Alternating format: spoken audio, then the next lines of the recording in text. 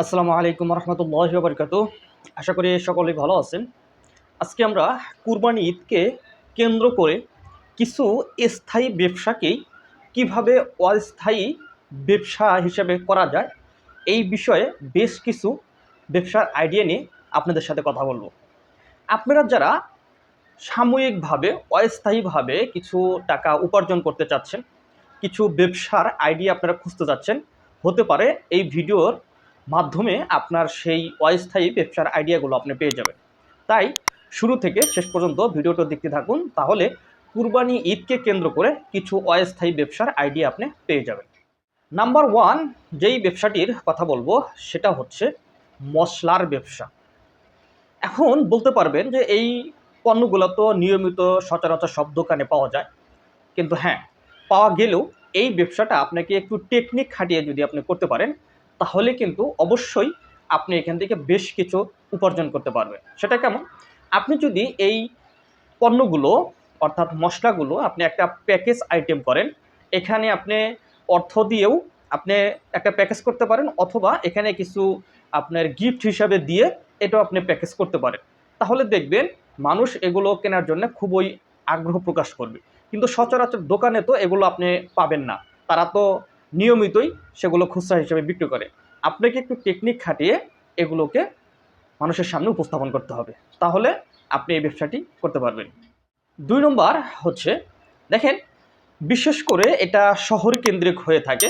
আর কুরবানি ঈদে যেহেতু বেশিরভাগ পশু শহর কেন্দ্রিকই বিক্রি হয়, সেক্ষেত্রে আপনি যদি এই পশুর খাদ্যগুলা, যেমন আপনার ভুসি রয়েছে, খড় রয়েছে, ঘাস রয়েছে, আরও আদার্স যেগুলো পশুর খাদ্য রয়েছে, আপনি যদি হাট বাজারের আশেপাশে এই পশুর খাদ্যগুলো যদি আপনি অস্থায়ীভাবে সেখানে রেখে বিক্রি করতে পারেন, তাহলে দেখবেন মোটামুটি ১৫-২০ দিন থেকে আপনি ভালো কিছু আর্নিং করতে পারবেন। এটা অস্থায়ী ব্যবসার ভিতরে একটা অন্যতম ব্যবসা হবে। কারণ এই পশুর খাদ্য কিন্তু আপনার হাটের আশেপাশে পাওয়া যায় না, এগুলো হয়তো বিভিন্ন জায়গায় থাকতে পারে, আর এটা গ্রামে থাকে বেশিরভাগ, কিন্তু শহর অঞ্চলে কিন্তু এই পশু খাদ্য কিন্তু বিক্রি করা হয় না সেভাবে। তাই অস্থায়ীভাবে আপনি এই পশু খাদ্যগুলো বিক্রি করে বেশ কিছু উপার্জন আপনি করতে পারবেন। ৩ নম্বর হচ্ছে, আপনার কুরবানি ঈদে যেহেতু পশু জবাই করা হয়, আর সবার কাছে কসাইদের মতো পশু জবাইয়ের অস্ত্র সংরক্ষিত থাকে না, সেক্ষেত্রে আপনি এই পশু জবাই করার যে সরঞ্জামগুলো রয়েছে, দাও, ছুরি, তারপরে আপনার এই যে গোড়ালি যেটা বলে, যেটার উপরে চপাট করে, তারপরে হচ্ছে মলাই, এগুলো আরও বেশ কিছু আপনার পশু জবাইয়ের সরঞ্জাম নিয়ে আপনি অস্থায়ীভাবে খুব দারুণ একটা বিজনেস আপনি করতে পারবেন। এটা কিন্তু কুরবানি দিতে গেলে এই বিষয়গুলোর কিন্তু অবশ্যই প্রয়োজন। আপনি এই ব্যবসাটা শহর কেন্দ্রিকও করতে পারেন, পাশাপাশি আপনি গ্রাম কেন্দ্রিকও করতে পারেন, তবে বেশিরভাগ শহর অঞ্চলে এটা বেশি চলে। নাম্বার ৪, যেহেতু কুরবানি ঈদকে নিয়ে আমরা কথা বলতেছি, সেই ক্ষেত্রে কুরবানির পশু ক্রয় বিক্রয় করে আপনি কিন্তু একটা অস্থায়ীভাবে একটা ব্যবসা করতে পারবেন। এটা যদি আপনি একাও না করতে পারেন, যেহেতু এখানে বেশ কিছু ইনভেস্টের প্রয়োজন, সেক্ষেত্রে আপনারা ২-৩ জন মিলেও একটা ভালো অ্যামাউন্ট দিয়ে আপনি এই ব্যবসাটি করতে পারবেন।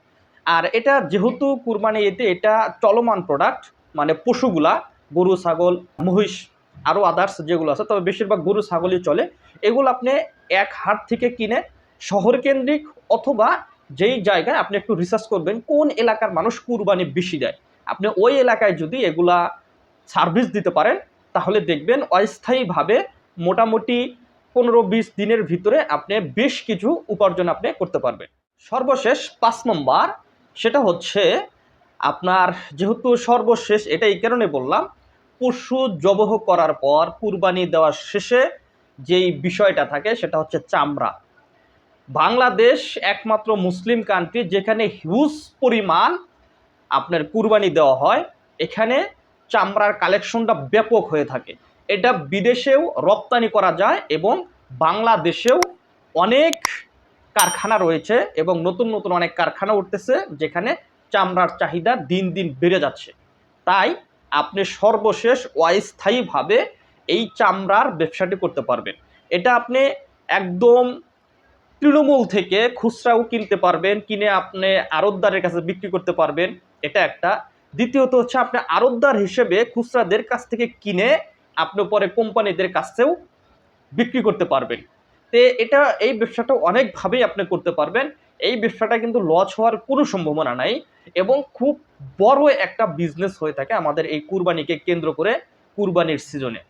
তাই এই ব্যবসাটিও আপনি অস্থায়ীভাবে করলে খুব ভালো কিছু উপার্জন আপনি করতে পারবেন। তো যাই হোক, এই ছিল আজকে আমাদের কুরবানি ঈদকে কেন্দ্র করে 5টি ব্যবসার আইডিয়া। আশা করি আপনারা যারা অস্থায়ীভাবে ব্যবসাগুলো করতে চাচ্ছেন তাদের জন্য উপকার হবে।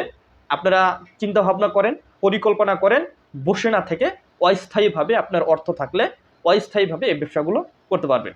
তো যাই হোক, যদি কোনো জানার থাকে তাহলে অবশ্যই কমেন্ট বক্সে জানাবেন এবং ভালো লাগলে থাকলে ভিডিওটি লাইক করে সাবস্ক্রাইব করে পাশে থাকবেন।